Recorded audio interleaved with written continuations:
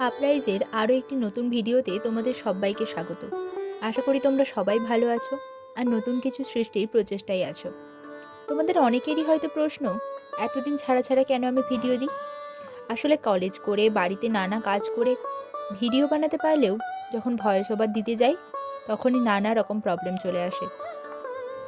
Main রোডের পাশে বাড়ি, তাই নানা রকম গাড়ির আওয়াজ সারাক্ষণ চলতে থাকে, সেজন্যই আর হয়ে ওঠে না। সে যাই হোক, আজকের কাজের কথায় আসি। এই কাজটা হয়তো আজকের দিনে খুবই জনপ্রিয়। সাধের অনুষ্ঠান, বিয়ের আইবুড়ো ভাত, জন্মদিন, এছাড়াও নানা অনুষ্ঠানে আজকাল মাটির থালাবাটি অতি প্রচলিত একটি বস্তু। আগে আগে মানুষ মাটির জিনিসেই রান্না বান্না, খাওয়া দাওয়া সবটা করত।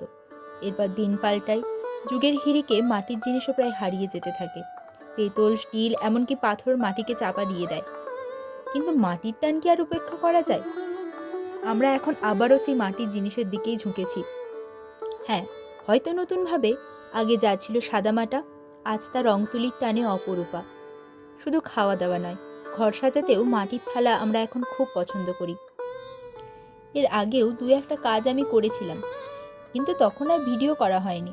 সেই ছবিগুলো ছিল আমার কাছে, তাই ভাবলাম ভিডিও শেষে দিয়ে রাখি, যদি কারো ভালো লাগে।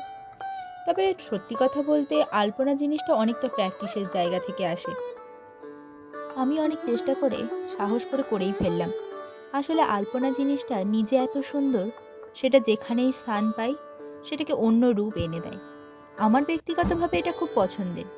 নানা জায়গা থেকে সেগুলো দেখে বারবার করার চেষ্টা করি, কিন্তু প্রতিবারই মনে হয় তুলির টানটা আমার মনকে ঠিক টানতে পারল না।